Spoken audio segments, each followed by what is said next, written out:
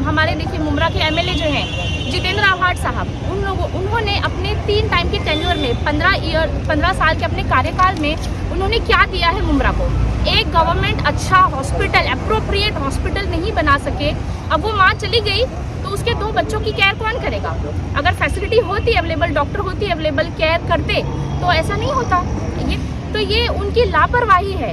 उन्होंने अपने इतने लंबे कार्यकाल में इतना तो कर सकते थे कि एक अच्छा हॉस्पिटल दे देते इतनी बड़ी आबादी वाले शहर को। हमारे वीडियो को लाइक करें, हमें सब्सक्राइब करें और बेल आइकन पर क्लिक करें। क्या नाम है आपका और कहाँ से आए आप लोग? मेरा नाम शमा परवीन है। मैं वुमेन इंडिया मूवमेंट की मुमरा कलवा की वाइस प्रेसिडेंट हूँ और हम आज यहाँ थाने म्यूनसिपल कॉरपोरेशन के डिप्टी कमिश्नर से मिलने आए थे। उमेश बिरारी सर से हमने मुलाकात की और हम उनको ये मेमोरेंडम देने आए थे। ये मेमोरेंडम किस रिलेटेड है?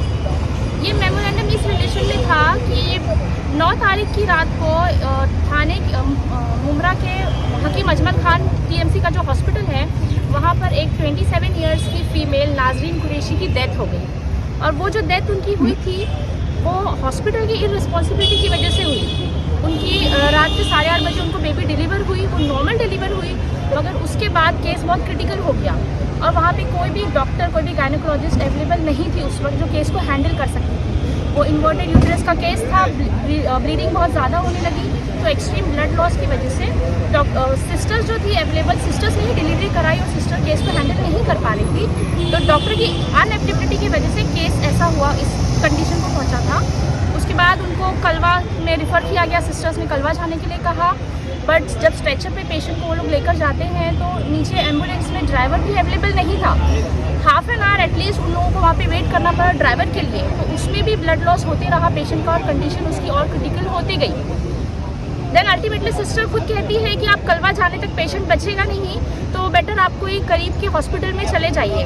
तो करीब के अगर आप अफोर्ड कर सकते हो तो, एंड वो उनका हस्बैंड भी एक ऑटो ड्राइवर है, he is a poor man, afford भी नहीं कर सकता था, बट स्टिल ही सेड कि ठीक है मैं प्राइवेट हॉस्पिटल में जाऊँगा, आप मुझे बताओ कहाँ जाना है। तो उन लोगों ने आइकॉन हॉस्पिटल रिफ़र किया, आइकॉन में पेशेंट को नहीं लिया, फिर बुरहानी लेके गए, बुरहानी में 2 ही वेंटिलेटर्स थे, दोनों बिजी थे। फिर जीएचसी लेके गए, वहाँ पे 100 वेंटिलेटर्स है, बट बिकॉज पेशेंट का ब्लड लॉस बहुत ज़्यादा हो चुका था तो वहाँ जाने के बाद ही पेशेंट की डेथ हो गई है।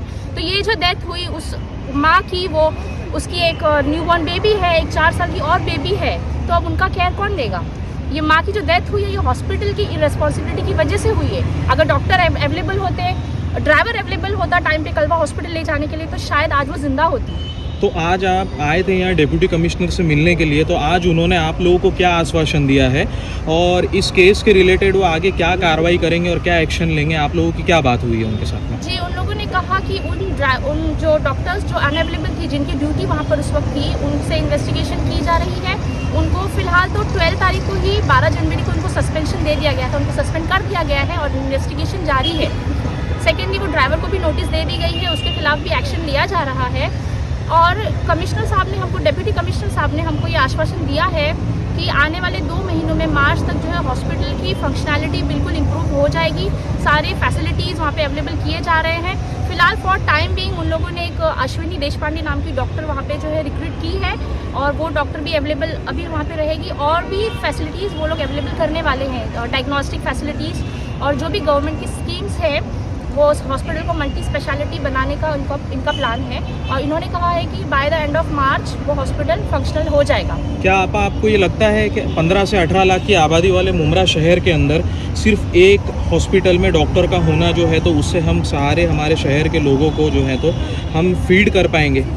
नहीं, बिल्कुल नहीं। वहाँ पे और हॉस्पिटल अवेलेबल होना चाहिए और इतनी बड़ी आबादी में और हॉस्पिटल्स अवेलेबल होने चाहिए ताकि लोगों को बाहर ना जाना पड़े। हमारे देखिए मुमरा के एमएलए जो हैं जितेंद्र आव्हाड साहब, उन्होंने अपने 3 टाइम के टेन्योर में 15 साल के अपने कार्यकाल में उन्होंने क्या दिया है मुमरा को।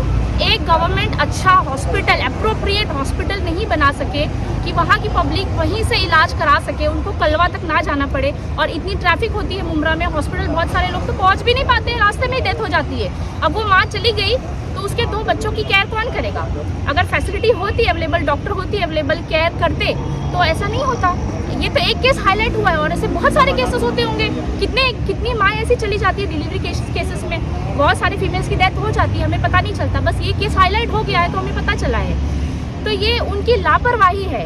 उन्होंने अपने इतने लंबे कार्यकाल में इतना तो कर सकते थे कि एक अच्छा हॉस्पिटल दे देते इतनी बड़ी आबादी वाले शहर को। तो अभी आप जैसे जो है तो शहर की सत्ताधारी पार्टी के आप जो बात कर रहे हैं और हमारे शहर के एमएलए जितेंद्र अवार्ड साहब के बारे में आप बात करें, तो आपका जो है तो मुमरा वासियों के लिए क्या मैसेज है? जैसे आज हमारे यहाँ पर मोस्टली लोग जो है तो चॉल्स के अंदर, बिल्डिंगों के अंदर जो तो रहते हैं, और इतनी आबादी के अंदर जो है तो हमारे शहर के अंदर एक अच्छे सरकारी हॉस्पिटल की ज़रूरत है जो पूरे तरीके से ऑपरेशनल है। इलेक्शन भी अभी नज़दीक है, तो आप जो है तो मुमरा के जो वोटर्स हैं और जो मुमरा के लोग हैं उनको आप क्या मैसेज देना चाहेंगे? जी, हम यही मैसेज देना चाहेंगे कि पब्लिक को अपने वोट पर गौर करना चाहिए। उनका वोट बहुत कीमती है, उन्हें सोचना चाहिए कि वो जिसे वोट दे रहे हैं वो उन्होंने उनके लिए क्या किया है और वो आगे क्या करेंगे। तो पब्लिक को बिल्कुल अपना वोट, बहुत कीमती है आपका वोट, और बहुत सोच समझकर आप इसे दीजिए, और इस पर आपको बिल्कुल गौर करना चाहिए। Women India movement female wing है एसडीपीआई की, और social democratic party of India अभी बहुत प्रोग्रेसिवली मुमरा में बहुत प्रोग्रेस कर रही है, और इन लोगों ने पब्लिक के अवेयरनेस के लिए बहुत सारे काम किए हैं और आगे भी करते रहेंगे। तो अभी डिप्टी कमिश्नर सर ने आपकी कुछ कॉम्पनसेशन की बात हुई है? जो नाजरीन है जिसका इंतकाल हुआ है उसको लेकर, उसके घर वालों को लेकर कोई कॉम्पनसेशन की आप लोगों की बात हुई है? कुछ मेमोरेंडम में आपने मेंशन किया है ऐसा? हमने मेमोरेंडम में ये डिमांड रखा था, हमने डिमांड पेश की है कि उसके फैमिली को, जिनकी डेथ हो गई है, उनकी फैमिली को जो है 25 लाख का कॉम्पनसेशन दिया जाए, प्लस उनके हस्बैंड को एक गवर्नमेंट सर्विस भी दिया जाए, गवर्नमेंट जॉब दिया जाए, और उनको कॉम्पनसेशन भी दिया जाए ताकि उनके बच्चों के ब्राइट फ्यूचर के लिए वो उसे यूज़ कर सकें। तो सर ने इस बात को लेकर क्या कहा, डिप्टी कमिश्नर सर ने? कोई डिप्टी कमिश्नर से हुई है तो उन्होंने कहा है कि सर से वो बात करेंगे और इस बात पर ज़रूर गौर किया जाएगा। ठीक है आपका बहुत बहुत शुक्रिया आपका।